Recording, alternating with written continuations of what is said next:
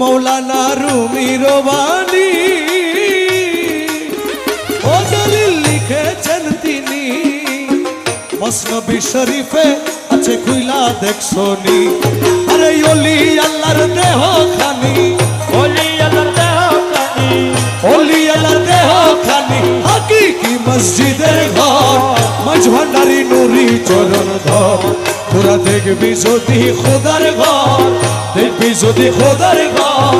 মাঝ ভান্ডারি নুরি চরণ ধর আরে ওই চরণে ভক্তি দিলে ওই চরণে ভক্তি দিলে